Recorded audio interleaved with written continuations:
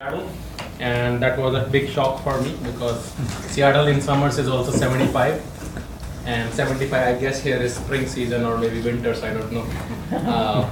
And I came in the middle of July, so I got sick for 2 months, and it took me a long time to recover, and I put on a lot of weight because of that. So, and of course the food here in Austin.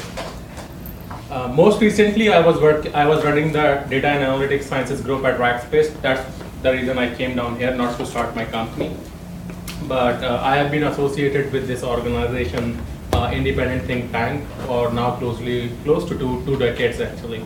It's a volunteer-run organization, and we generally advise companies and startups and whosoever they are. Like most of the times, it is mentorship or strategy consulting and things like that. Just recently, I kickstarted my first startup. It's known as Actionable Analytics. It is a predictive analytics service on the cloud. We are in stealth mode right now, so I can't share much information, but all I can tell is it's a cool stuff. That's all I can tell at this point of time. So this particular talk would be focusing on the elements of cloud, big data, and predictive analytics. So I want to have this conversation as a very, very interactive conversation, and I like people sitting here to ask a lot of questions, interact, and things along those lines. Since I do not have any presentation slides that are there, I did have them, but I thought this one I'll just do it without those slides and have it very, very interactive. So I'd like to take a quick poll here. How many people are aware of cloud here? Raise of hands. 50% people, okay. How many people understand, know about, or have heard about big data here? Pretty much 100%. Predictive analytics. Okay, 50% people again. So I don't have much room for error. That means I have to tell exactly the truth, because many people here seem to already know what I'm going to talk about. So I'll be very careful with that. So let me just transition it this way. Are there any kind of themes that today you would like to talk about or learn about? Can I have any kind of suggestions from anybody here? What are some of the things that when these things come to your mind? Predictive analytics, big data, cloud. What are the key things that come into your mind as these things strike? And are there any specific things that you want to know more about or delve more about into? Because here is a chance I can really tune the conversation as to what majority of the people want to hear here. Any thoughts, any ideas, anyone? Yeah, go ahead. Cleaning and homogenizing the data. Cleaning and homogenizing the data, okay. Cleaning, and let me also write it down here as well. So first point was cleaning. Sorry, I am very bad with spelling, so I'll really write very, very bad so that you cannot detect that I've written wrong spellings. And homogenizing data, okay. Is there any other thoughts? We'll build a presentation based upon the topics that's coming along. Anyone else? Anyone? Yeah, so I'm interested in success stories with the use of big data. And I'm also interested in opposite There, sorry. where big data might have actually led you to a wrong conclusion. Okay, so success stories and probably learnings, which is also we can call like failures or not as successful stories. Okay. Well, we only have 1 hour. We'll see how many stories we are able to cover. Anything else?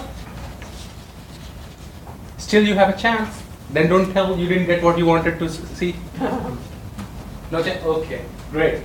So let me just try to first define the cloud for everyone. And I know the esteemed people here already know about it. I'll just take my 2 cents about I believe cloud is and in my experience. So before I start that, let me give us a brief bio introduction of myself so that it lays out the foundation. So I started as a software engineer. I had a bachelor's of engineering in computer science. I was a university medalist. Then I started a PhD program in data mining, which I could not complete. So my university kicked me out after 4 years. Luckily, I already had a job, so I was doing a full-time job as well as doing the PhD, so it didn't hurt me as bad. And I was anyway sick of academia, so I said, okay, that's fine. Probably that was the right thing to do. Then later on, I thought I don't have a PhD degree. I just have an undergrad. Let me get a master's. So I just enrolled in an MBA program and got a MBA in finance degree. So that's my educational background. I started my career with a telecommunications company known as Hughes Network Systems, and I did not focus entirely on analytics and data there. It was mostly on protocols, networking, telecommunications, and things along those lines. Later on, I joined Oracle. I set up their communications business unit, primarily building inventory software, enterprise software for Oracle. Then I joined Yahoo as their search and advertising architect and helped define a lot of search advertising and those kind of products for Yahoo. And there I got used to a lot of things that you might have heard about, such as Hadoop, big data and all, because Yahoo was one of the inventors and really the force behind starting those things. So I was lucky that I was at the right time at the right place, and I was lucky enough to go and grab that opportunity.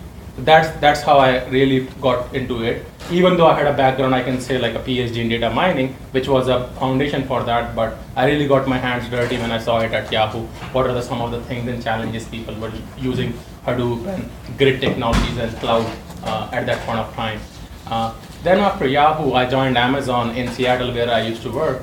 And again, there I worked on a lot of e-commerce and big data initiatives, etc. And most recently, as I talked about, I was running the data and analytics sciences group at Rackspace. So that's my background. So I have a good mix of cloud, big data, analytics, and predictive analytics. That's my background. So let's start defining cloud. So how many people here think that cloud is a completely, entirely new concept that we only came to know about just right now? It's not been there for several years. How many people think like that? Let's take a poll. Okay, nobody raises their hand. Everybody thinks it's a. So I'll reverse my questioning. I'll say don't raise the hand if you think such, because I think that's the better way for getting an answer. I'll use that kind of mental math to make sure that people answer my question. So I think many of the people here would be aware about mainframes that IBM started. And the concept of mainframes was that you have a centralized resource that anybody can access, and people would access it over the wire. Now, fast forward it in the cloud realm. What are we actually doing? As a customer, we still are accessing a centralized resource through a set of APIs and network in between. As customers, do we really care if it is a big supercomputer or a mainframe, or there are a bunch of several servers behind them? As a user, do you really care about that? No, so we are not. So it's unfortunate fact that IBM could not realize the shift in the mindset of the people. I thought IBM should be the first company who should have promoted this cloud concept, not SaaS, not Salesforce. Because IBM already had the infrastructure of doing that. They were anyway doing it. PCs became very, very popular, so was the rise of Microsoft and Intel. But IBM again missed the bus, not promoting cloud, which they could have totally done, because as a user or a customer, you don't care as long as APIs are available to you. You don't care if there are thousands of servers behind it or one supercomputer behind it. For you, it's just a remote thing that you're accessing for your jobs. So cloud is a very, very old technology. It's just a marketing term that people are using right now. The first company that was very, very successful in the cloud world was Salesforce, and they were using something known as SaaS, software as a service. So let me just dwell a little bit into the three main tiers of cloud computing, which I believe many of the people here probably already know, and we'll also take questions as well to see if we want to dwell a little bit deeper into it. So cloud can be divided into three layers. So the topmost layer is software as a service, SaaS. Then you have a platform as a service, PaaS. And then you have infrastructure as a service, IaaS. These are the three tiers of any cloud computing. The major popular clouds that you probably might be aware of are Amazon AWS, Azure, Microsoft Azure, Google Compute Cloud has recently been launched. Rackspace was a very formidable player until a couple of months back. They have put themselves on sale right now. So we'll not know what will happen in future. IBM has jumped into it, HP has jumped into it. We heard Dell has also jumped into it, but I don't think they are doing very well in that. And then you have CenturyLink, Verizon, AT&T. Every player on the earth is now jumping into the cloud. Why there is so mad rush in that? Like the question arises is this. Anybody, any guesses? Why do you think everybody wants to get into this cloud business? What is so different or what is so unique about it? Anyone? No? I'll now start. Yeah, go ahead. Easier to have the infrastructure, like the computing power, the